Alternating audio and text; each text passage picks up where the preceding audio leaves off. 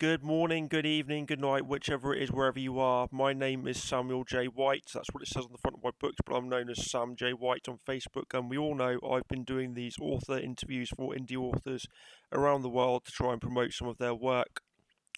So today's author is Paul Feenstra. Now, what I've done here, because his video is the most stunning out of all of the ones I've seen, and I know a lot of people haven't been hanging on to the end of the video, so I've decided to put the end of his video at the beginning, so you will have to watch that before you get into the questions because it's just too good to miss.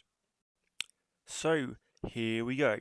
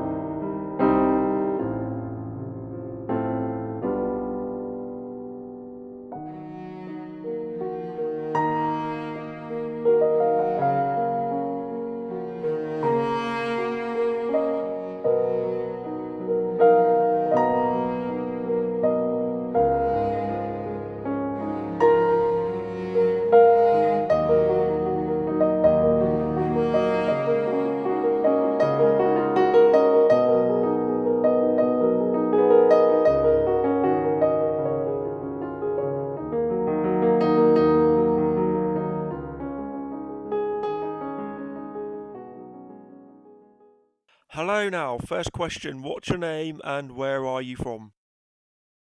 Hi Sam, thanks for having me as a guest on your show. My name is Paul W Feentsra. I'm an author. Okay, so author is a job, it's not where you're from. Never mind, move on to the next question. How old are you, and if it's not a personal question, how much do you weigh? I'm sorry, I can't hear that next question. How what? No, I'm sorry. Can you repeat that? I'm having some technical issues here. No, I'm sorry. Probably best to move on to the next question. Yeah, sorry, communication breakdown there. We obviously didn't hear the question. It was a stupid question anyway, just an icebreaker. Continue. Tell us more about where you live, Paul. Yeah, well, that was a stupid question anyway. So where do I live? Well, I live in New Zealand, and behind me here is what they call the area of Taranaki, which is in the centre of New Zealand's North Island. What you can't see, because it's shrouded in cloud, is the mountain Mount Taranaki over that way, and behind me to the north is what they call Mount Ruapehu. So I live in a beach, a remote beach. Not many people live here, which suits me quite well. In fact, I think at last count there are 8 people who live here full time. I'm number 8. So, Paul, what inspired you to start writing books? Well, that's a much better question.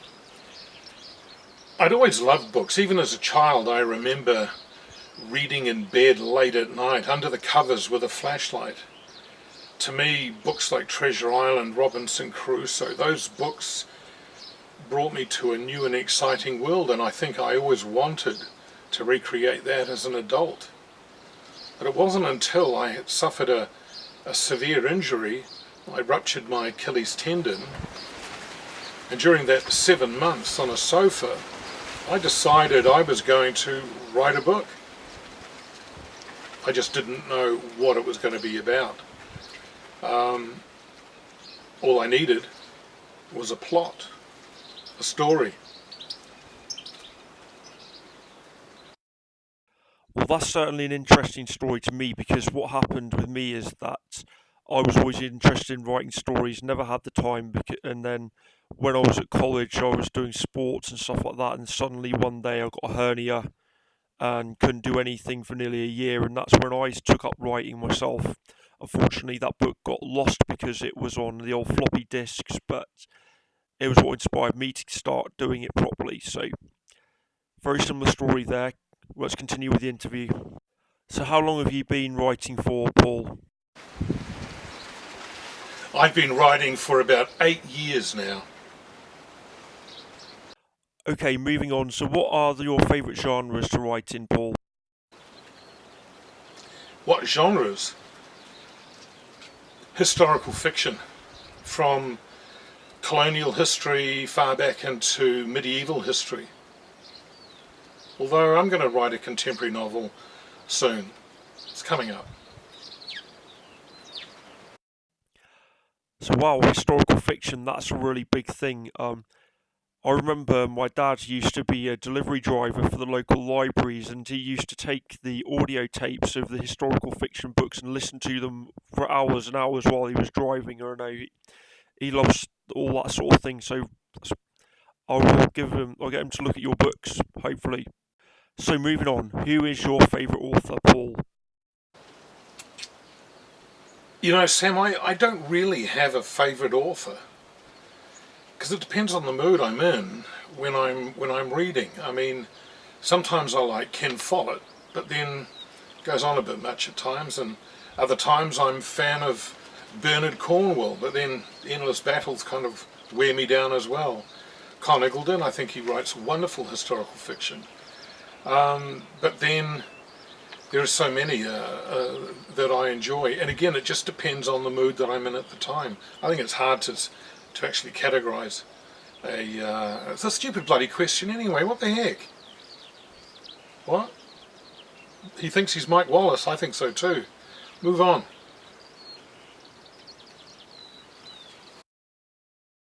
Okay, calm it down, Paul, calm it down. Right.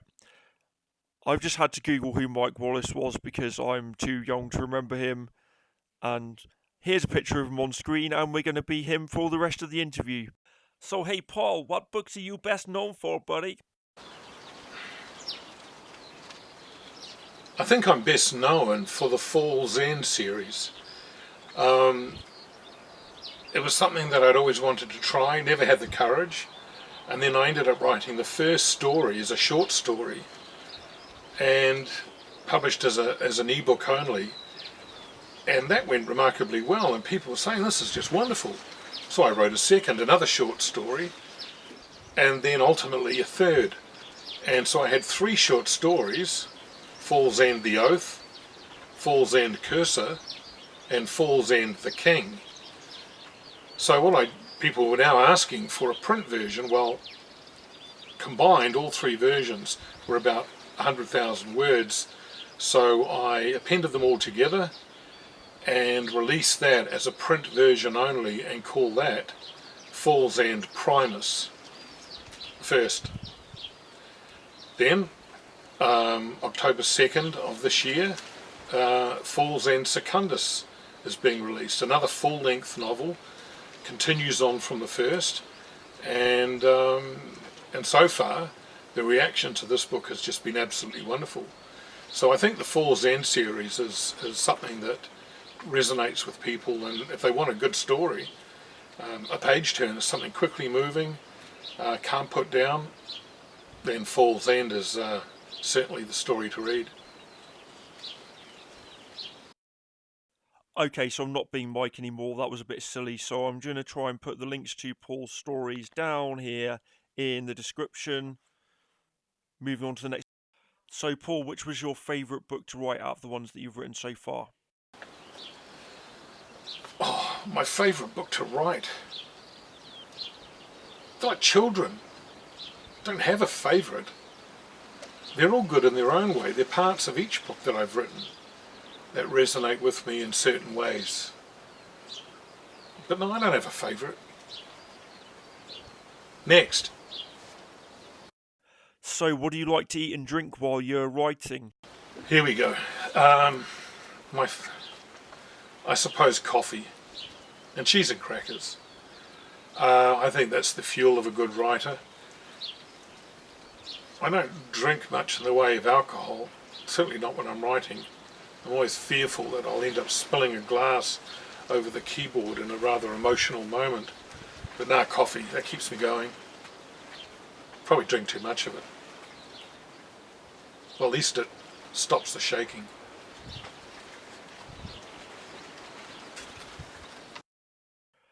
Yes, I can totally relate to that. Coffee is a big favourite of a lot of the writers I speak to. Does a good job to stop the shaking, like you say.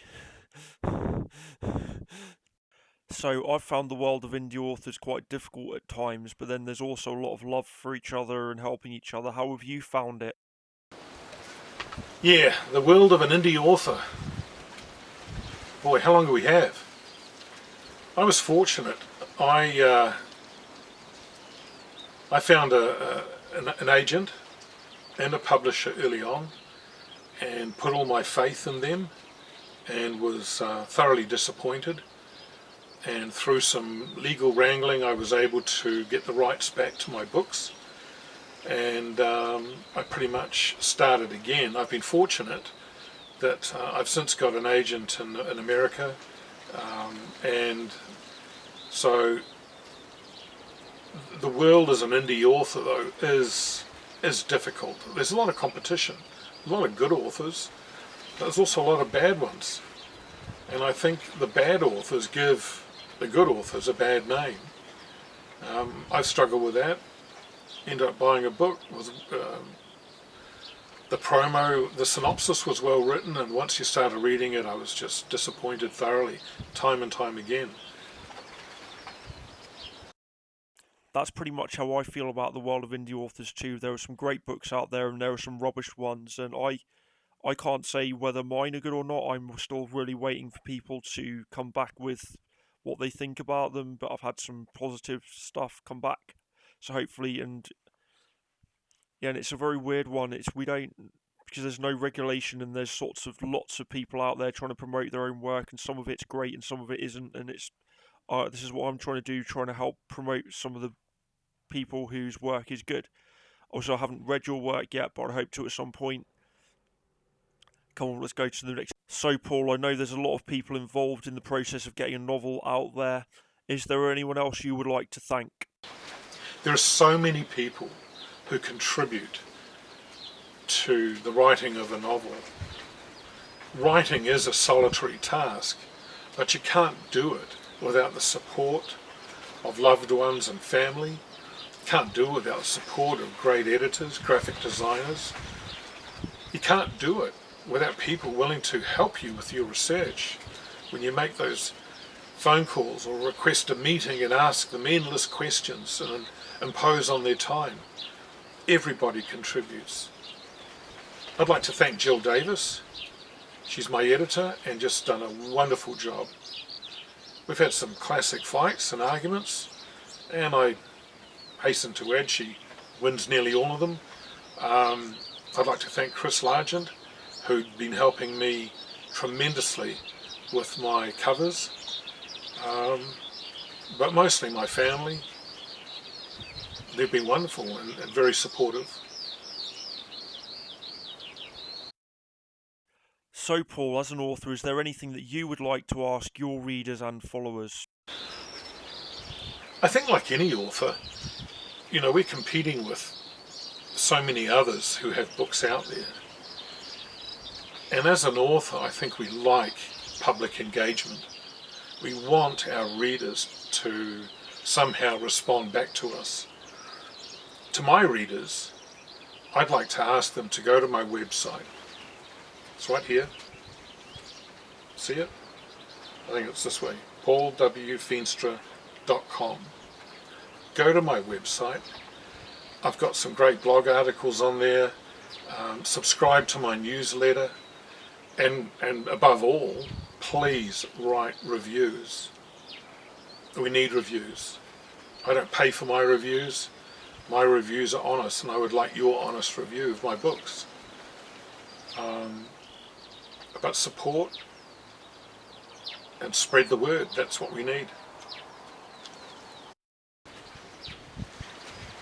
If you're still watching, thank you. Again, I welcome positive feedback.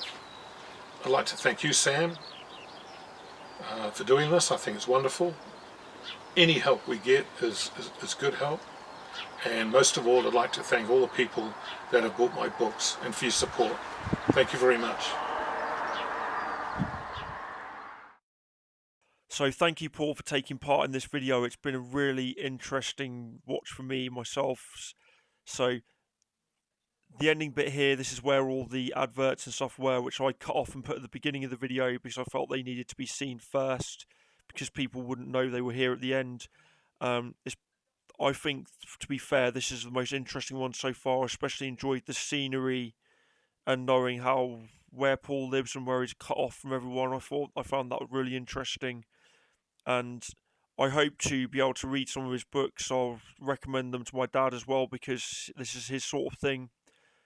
I want to say thank you again to Paul, and if you're still watching, please subscribe. This is the bit where I usually leave an advert for my books, but I think you've heard enough from me and you're not watching by now anyway. But thank you for taking part in this, and hopefully we're going to have some more author interviews soon. If anyone wants to do an interview, please get in touch with me either via the comments down here or via my Facebook page. We're running out of people to interview, so please drop me a line and I'll send the questions to you. Thank you for watching. Hopefully you will still be here at this point and hopefully you'll be wanting to watch the next video. Thank you again, and goodbye from me.